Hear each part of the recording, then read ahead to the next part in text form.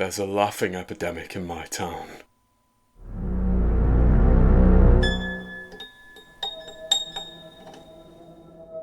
It all began with Rodney Beale tittering at the back of the pharmacy.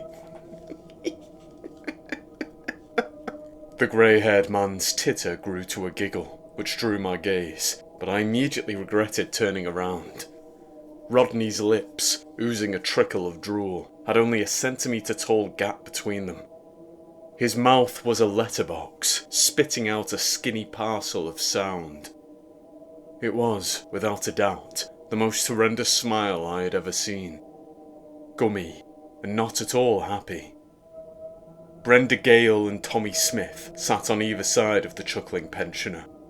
Those two sandwiching customers had shuffled their ears to the outer edges of their seats in a bid to escape from the disconcerting laugher, who was twitching excitably. Rodney had always been the town curmudgeon, but that wasn't what made him so unsettling earlier today. I'd seen the grumpy man laugh before, only once or twice, but it had happened.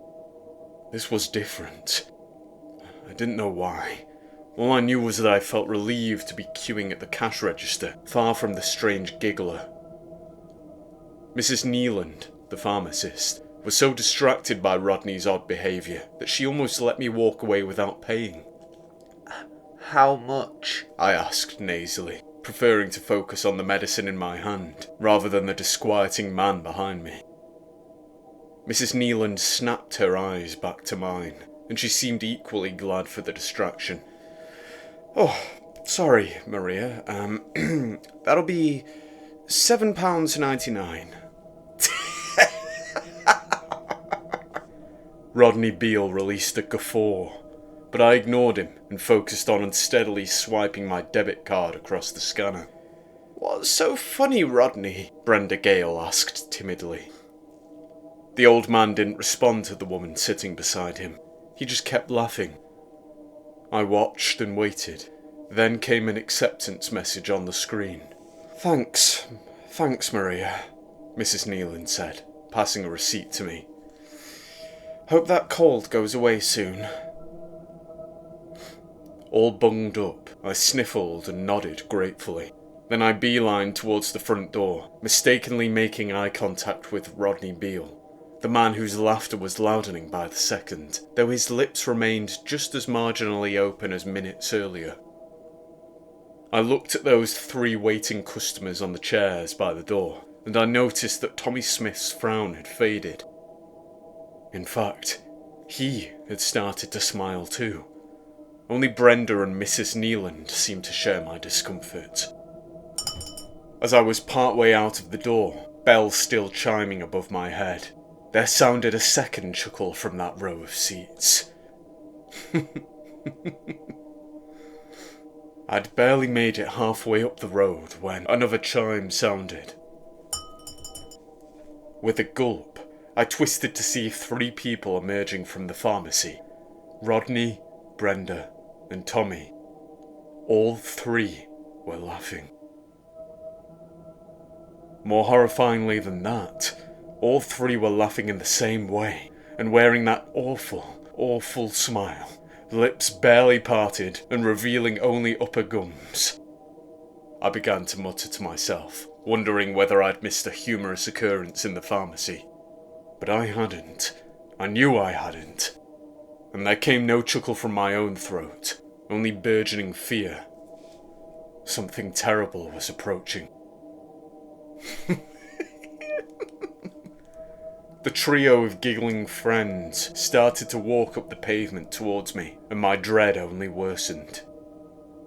Clutching the cold medicine tightly in one hand, and clutching thin air in the other, I started to feel immense unease. I knew, as those teary-eyed husks with wonky smiles took quick paces towards me, that I had to get as far away from them as possible. With my own heartbeat rolling off my tongue, I dashed into the road, and there came the deafening noises of a car horn, then scorching rubber. Arms shaking reflexively in front of my face, I peeked through my quaking limbs to see a car only a couple of feet before me. I'm so sorry, I blubbered, as the driver, who had narrowly avoided colliding with me, angrily climbed out of his still-running vehicle. I nearly killed you, he yelled furiously. You need to watch where you... The flustered man, leaning against the open door of his car, trailed off as the group of now cackling pharmacy customers walked into the road. What on earth is wrong with you people? The driver asked, directing his fury towards the laughing strangers. There's nothing funny about what... Then Brenda Gale, who only 2 minutes earlier had been reeling in terror from a chuckling Rodney Beale, clamped a hand firmly over the driver's lips. She shoved him against the side of his vehicle, then continued to laugh, with eyes tearful and a mouth barely open. All the while, the frightened driver, wide-eyed and powerless, struggled to speak. His voice was muffled by Brenda's obstructive fingers. Then opened front doors of houses up and down the street as residents caught wind of the commotion. I watched in confusion, pleading with my eyes for somebody to step forwards and help. However, as townsfolk converged on the scene, I started to feel the strong urge to tell them to turn around, to go back inside. What are you doing? Screamed the driver through Brenda's hand. I watched in horror as Mrs. Gale, far too slight to overpower such a tall man, managed to clamp down impossibly firmly on his lips. As she did, the little woman snorted with laughter, transmitting a powerful contagion into the air. Instinctively, I covered my own lips with one hand, then eyed members of the crowd. It was too late for them. I saw it spread across faces. One by one, the onlookers' expressions of fear and anger softened, then hardened into something more horrifying. Rodney Beale's smirking expression. It was a look which conveyed not happiness, but a sadistic, parasitic hysteria.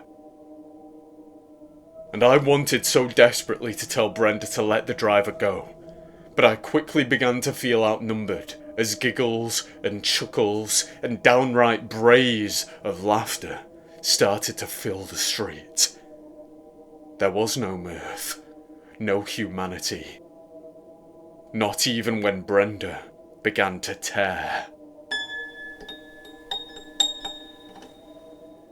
I screamed behind my clasped lips as the woman, with inhuman strength, plucked a chunk of the man's flesh and lips away from his face. There came a piercing shriek of agony and a fountain of red, as if she turned on a faucet of blood.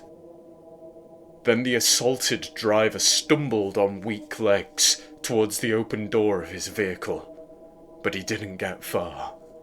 Tommy and Rodney didn't let him get far. The two men pulled the protesting driver out of the door, and he fell flat onto the road. Then the laughing attackers dragged the stranger by his legs into the centre of the crowd. I tried to back onto the pavement, but met a wall of people behind me. Gigglers, whose wet eyes saw not me, but the spectacle ahead. It was a sight that they found so hauntingly amusing. Worst of all, their laughter only built as Rodney Beale, patient zero, began to tear claw-like nails into the driver's face, scooping away clumps of flesh for that giddy audience.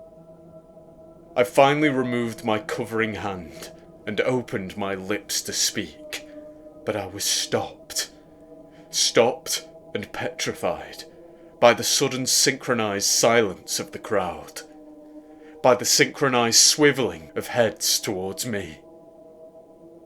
Every set of eyes fell upon my trembling body, every wide, drooling smile.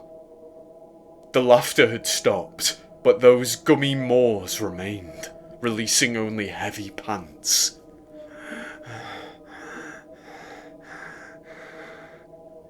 The infected were baiting me.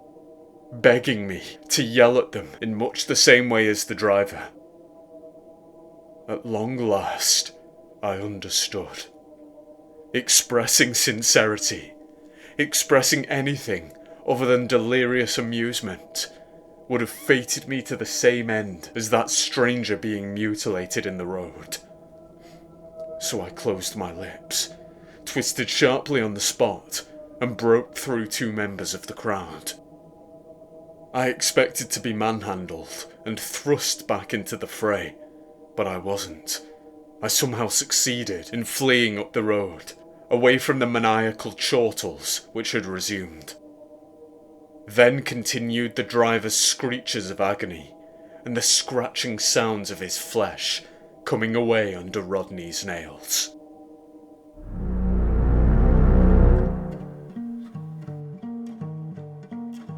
That was 5 hours ago.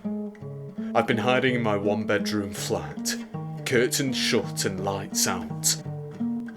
In the streets, hearty cackles of delirium rule. There are still some cries of fury, fear, and mere bewilderment at what is happening. The sound of poor souls trying to escape from those who spread the virus. Many of the screams die as victims, like the driver, meet twisted ends. However, I find it most terrifying when a scream simply changes into something else. Laughter.